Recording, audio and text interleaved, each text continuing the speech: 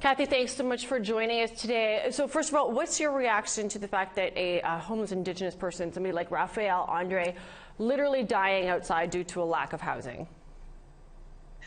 Well, devastating, obviously, and it has to do with the overcrowding of shelters right now due to the weather, and the lack of supportive housing and cultural relevant trauma-informed services. Sadly, I believe there'll be more people caught up in this critical event that occurred.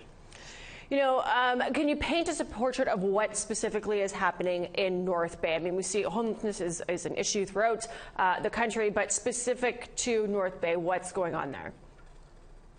So in North Bay, we had a point-in-time count conducted by our local District of Nipissing Social Service Board. Indigenous people account for 14% of the city's population, but account for 42% that are homeless within North Bay.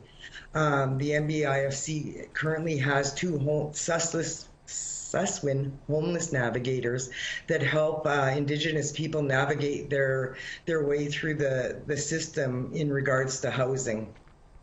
Part of the report, you've got a four-part plan that's based on the study that you guys have done of the homeless population in North Bay with municipal governments, mainstream organizations. Do you feel that there's a willingness to cooperate on the 4 points that need to happen?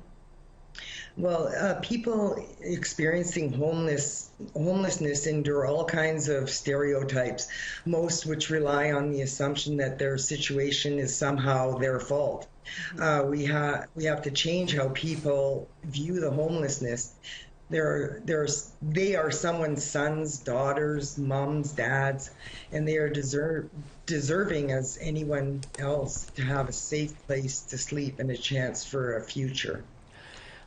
Is the federal government doing enough to ensure adequate housing for First Nations people, whether they're on reserve or in urban centers?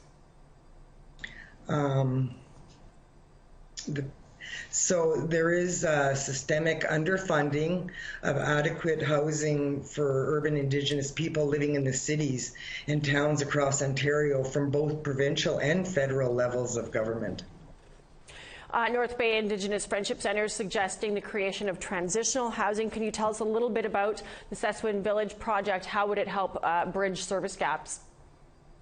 So currently right now, the Friendship Centre is in the process of creating a 30-bed transitional housing located right across from the Friendship Centre. It's going to have wraparound service with cultural appropriate programming.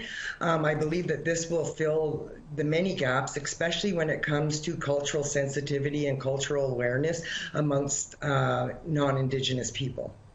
Well, good luck with that. I hope that this is something you guys can get sorted out a little bit faster than we see it happening in some communities, and nobody else has to die frozen out on the streets.